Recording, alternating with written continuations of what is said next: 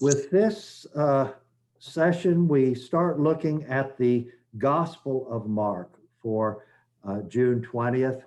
And Jim Owen is going to take us through it. As he does, be sure to jot down any words or phrases that come to you, any images that come to your mind as you listen carefully to what Jim proclaims. All yours, Jim. Unmute yourself.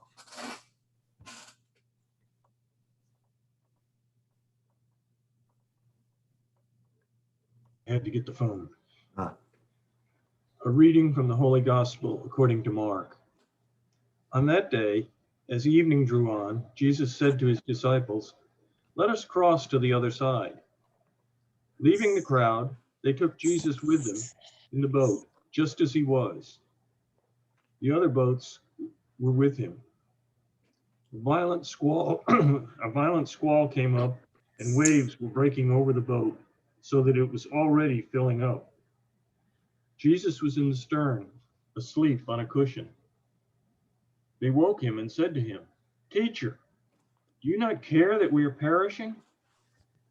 He woke up, rebuked the wind, and said to the sea, "Quiet, be still." Then he asked them, "Why are you terrified? Do you not yet have faith?" They were filled with great awe and said to one another, "Who then is this whom even the wind and sea obey?" The word of the Lord. Thanks be to God. Praise to you, Lord Jesus Christ. Okay, so what are some of the words, phrases, images that struck us?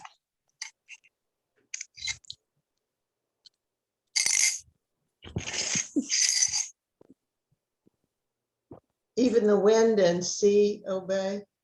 Even the wind and sea obey.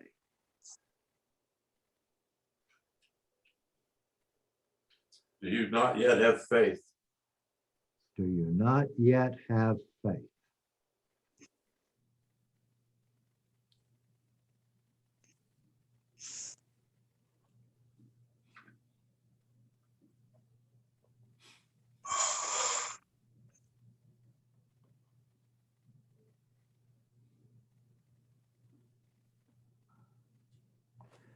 Okay. Last week I gave you Fem Perkins' outline, and here I have the one from Donahue and Harrington. Let's see. They have the commentary on Mark in the Sacra Pagina series, Donahue and Harrington. Fem had a two-part outline. They have a three-part outline. The first part is Jesus in Galilee, and our reading is going to be from that part. Then they have a special section on the journey to Jerusalem. And note that this middle section, there's what he calls a transitional giving of sight story, the healing, the gradual healing of a blind man. Takes Jesus 2 tries to do it. And then at the end of it is the healing of blind Bartimaeus. And in the middle is Christology and discipleship on the way. These two stories of healing the blind frame this section on discipleship. Then the third major section is Jesus in Jerusalem. He's in conflict with the leaders. Then we get his discourse about the end, stars falling from the sky and all of that. Then the passion narrative and the empty tomb narrative, the passion, the suffering and death of the Son of Man. So focusing in on the section Roman numeral 3, the last part of major section 1, the activity of Jesus around the Sea of Galilee, where that has starts with healings by the sea, then the naming of the 12, the Beelzebul controversy. He casts out demons because he has demons. The true family of Jesus Jesus' relatives think he's out of his mind. And then we get the chapter on parables, which we finished last week. And now we begin the culmination of Jesus' mighty works. So that's where we're going. And focusing in on the immediate context of today's passage, the mighty works. There are 4 sections: his power over the wind and waves, then the story of the Gerasene demoniac, then we get some sandwiched miracles, the daughter of Jairus and the woman who touched Jesus' garment. And Mark likes sandwiches. I'll point them out when they occur. Some sandwiches are thick, some are thin. The raising of Jairus' daughter sandwiches a 10-verse healing story, the story of the woman who touched Jesus' clothes. And the healing of the 2 blind men that I mentioned earlier, this makes a 107-verse sandwich of Into Jerusalem. And the longest sandwich of all is 16 chapters. The first line is the beginning of the gospel of Jesus Christ, the Son of God. And after Jesus dies at the end of the Passion narrative, the centurion says, truly, this man was the Son of God. Son of God sandwiches the whole thing. Mark loves sandwiches. So some remarks. And finally, after that, we get the rejection at Nazareth that concludes this section on the mighty works of Jesus. Now, I'm going to give you a little bit. Chapter 23, this is volume 2. There are 5 volumes in this series: A Marginal Jew, Rethinking the Historical Jesus. This is volume 2, Mentor, Message, and Miracles. Chapter 23 is entitled The So-Called Nature Miracles. In this category, Meyer includes the following miracles: the story of the temple tax, which is the story, doesn't your master pay the tax? And Peter asks, and he says, go catch a fish in the sea, and you'll find in its mouth a coin. Take it. It's enough for 2 temple taxes, Peter. Take that and pay for both of us. So the story of the temple tax, the cursing of the fruitless fig tree, the miraculous catch of fish, walking on the water, the stilling of the storm, that's today's gospel, changing water into wine, the feeding of the multitude. Now, note that for the stilling of the storm, Mark is the source here, used by Matthew and Luke.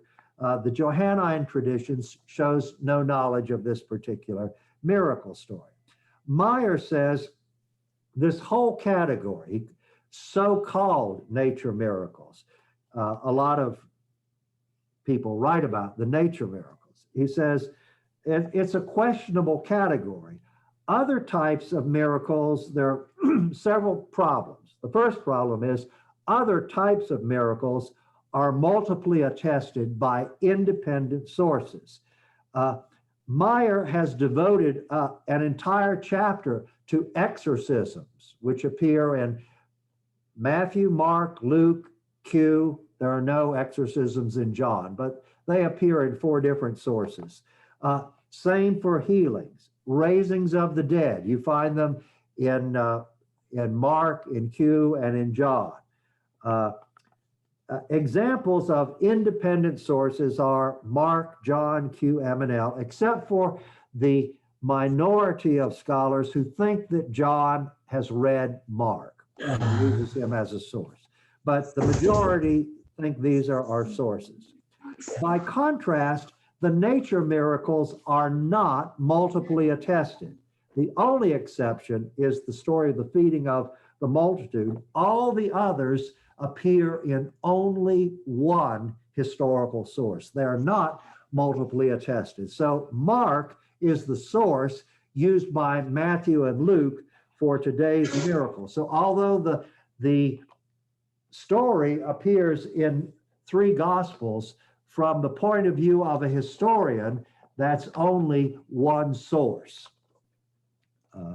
So for instance, if all of you go out and tell somebody something that you learned today, well, that only counts as one source. You all got it from Father Pat. So I could say, well, there are 20 people who will back me up. Yes, but it's all the same source. They got it from you. That doesn't count as a separate source. The other groups of miracles have points in common with other members in their groups. Like you can compare different exorcisms. We have different stories of exorcisms. There's only one story of water being turned into wine. There's nothing else like it. By contrast, the so-called nature miracles have little in common with each other. Each of them is essentially one of a kind. And furthermore, the last problem is that the classification seems to rely on the concept of nature unknown to the biblical authors. He says the exegete must beware of importing into the world of the Old Testament and the New Testament an idea of a self-contained and self-regulating universe that is more at home in the schools of Greek philosophy or in Newtonian physics than in the miracle stories of the gospel. For they did not have, we distinguish between walking on the water and healing a sick person. One violates the laws of nature and the other doesn't. Well, that's because we have an understanding of nature that they didn't have back then. Back then, healing a possessed person or healing a sick person was no more marvelous than walking on the sea. It was not a separate category. So Meyer's literary analysis, there's the setup and a great storm arises. Then in the miracle proper, a great calm occurs at the word of Jesus. And then the reaction, a great fear grips the disciples. And if you can remember these three greats, great storm, great calm, great fear, if you can remember that, you can tell the story. And this is an illustration of the storyteller's rule of three.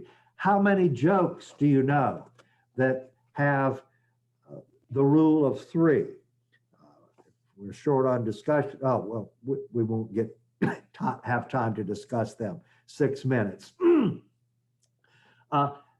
These three elements are probably primitive elements from the earliest form of the story.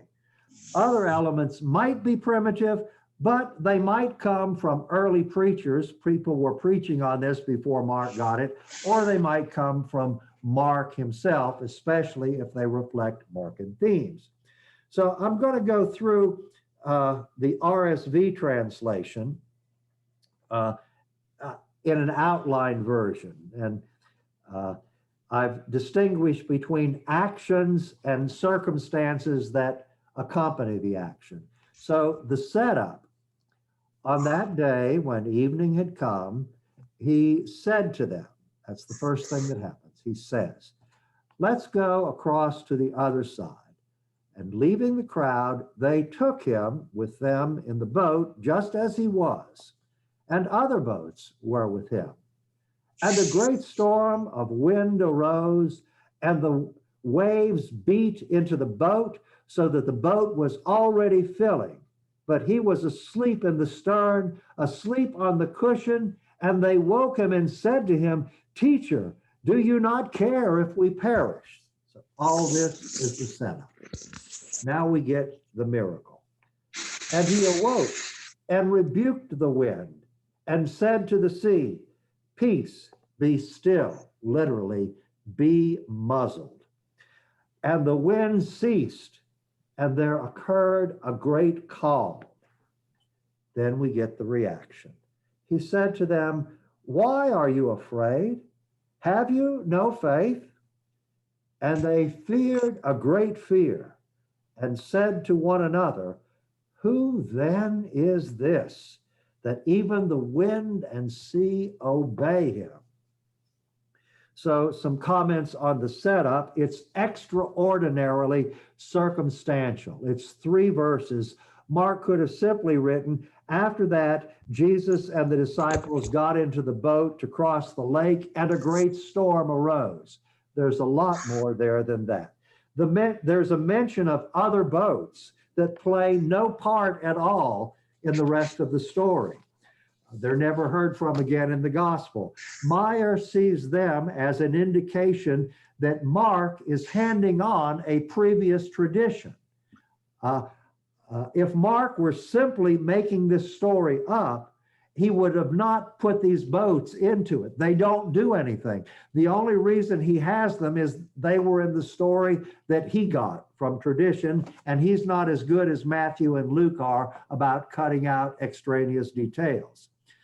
Meyer points out that there are many of the details are similar to the Old Testament story of Jonah. Jonah's asleep, there's trouble, the boat's filling. Significant differences too. Jonah is a disobedient prophet running away from the Lord.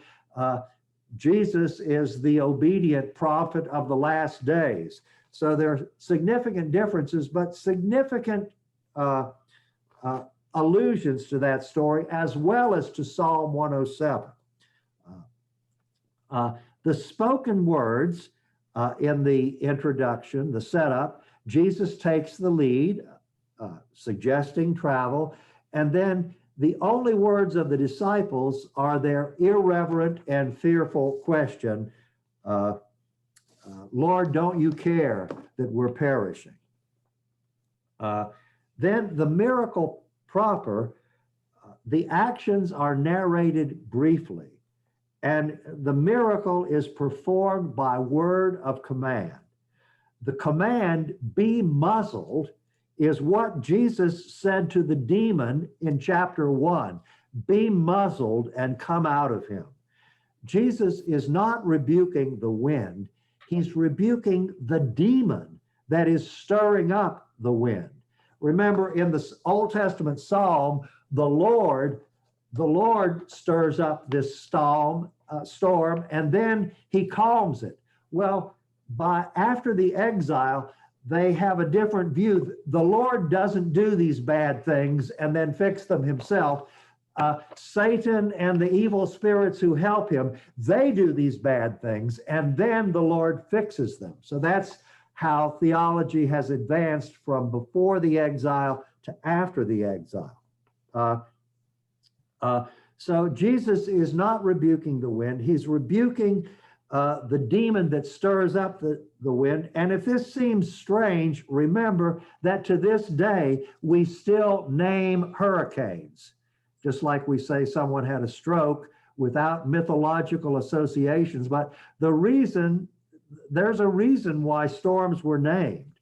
And even in our scientific age, we poetically talk about Mother Nature. These were more references to Mother Nature and Hurricane Audrey. These would be more than poetic imagery to someone in the pre-scientific world. And then a comment on the conclusion. It includes 3 questions. Questions of Jesus and the disciples.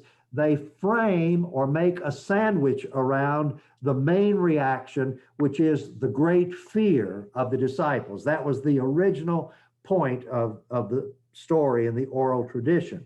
The double question of Jesus responds to the previous irreverent question. Lord, don't you care that we're perishing? And his double question, why are you afraid? Have you no faith? Responds to that. If they hadn't been irreverent, there would not be this put down from Jesus. And the final question, who then is this, emphasizes the lack of comprehension on the part of the disciples. The questions further Mark's theme of the messianic secret. Nobody really understands who Jesus is or what it means to be the Messiah.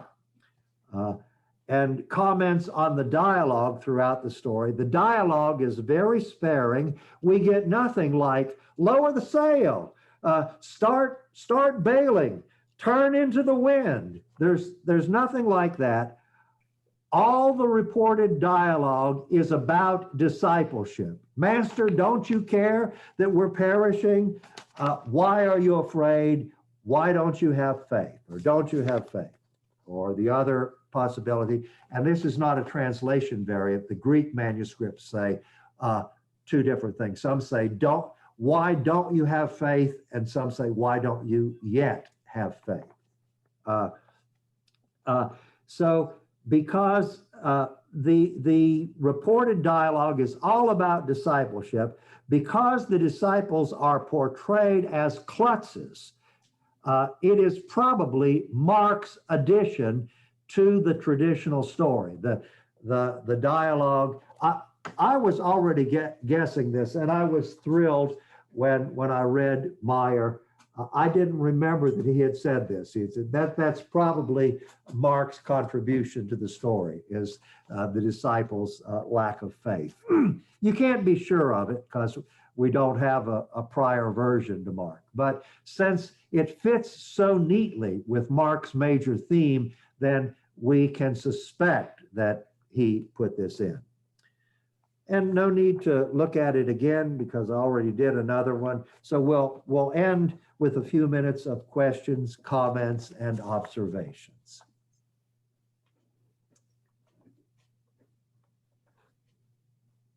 You know, Father, for what it's worth, this three-part telling of the story, Uh-huh. the three greats, Yeah. it calls to mind what we learned in officer training school about giving briefings. Uh-huh. And it's a three-part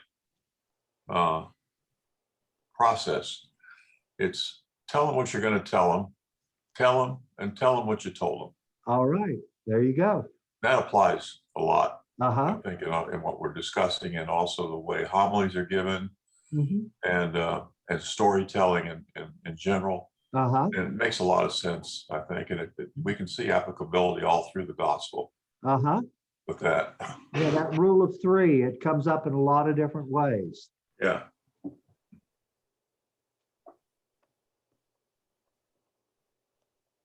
Well, Pat, I wanted to ask you, the messianic secret, you said basically no one knew who Christ was. Right. Now, are we to presume that Christ himself knew, or we were not sure about that either? Well, your question is good, and it has two levels.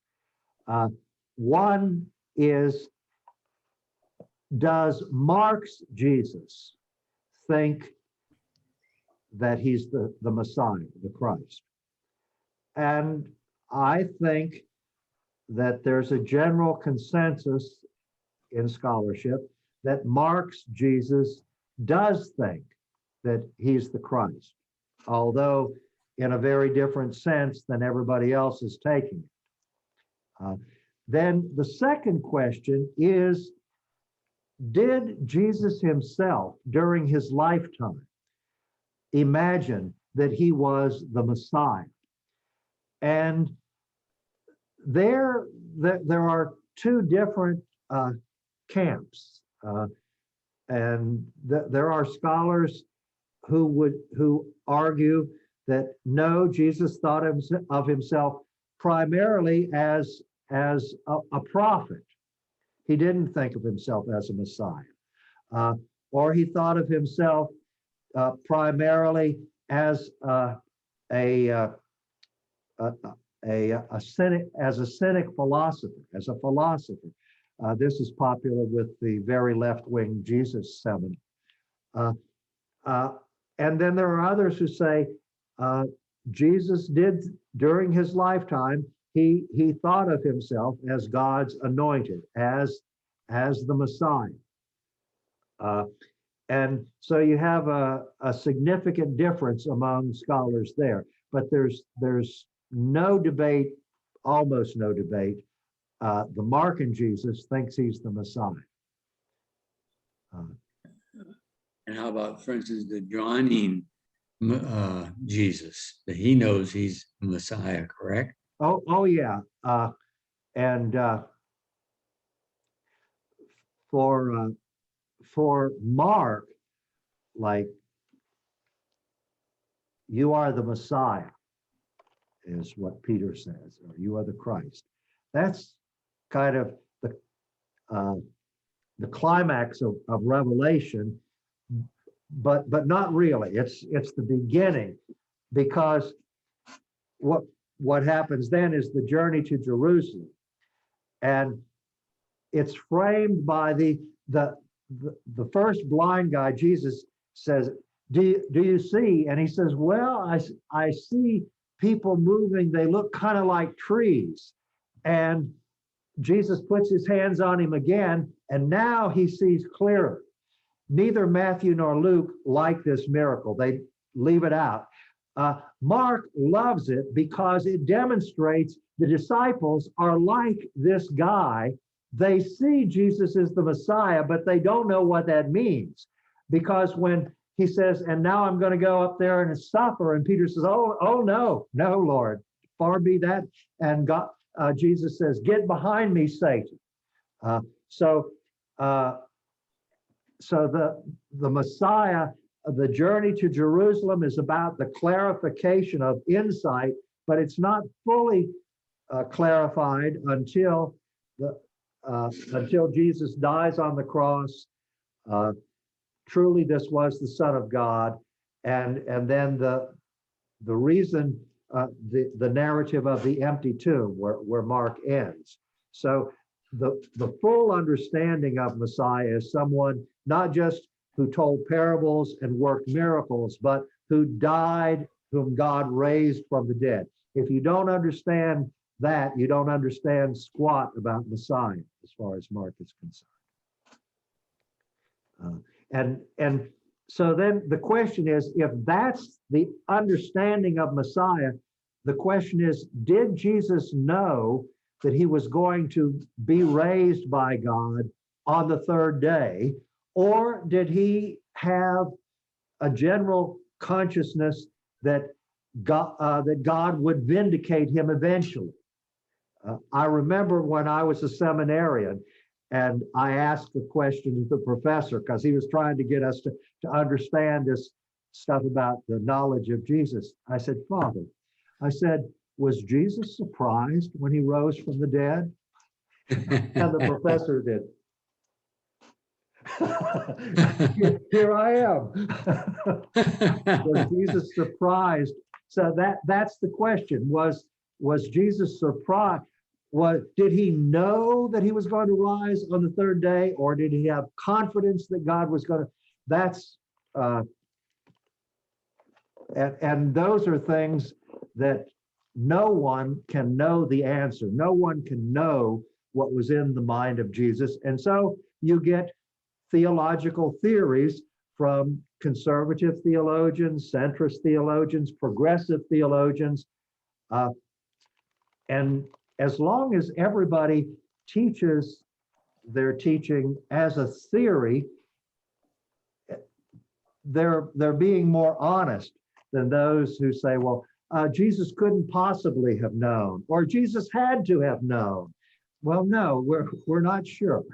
We're not absolutely certain. And so you make your best case from the material that you consider to be authentic, but there's always the danger of circular reasoning.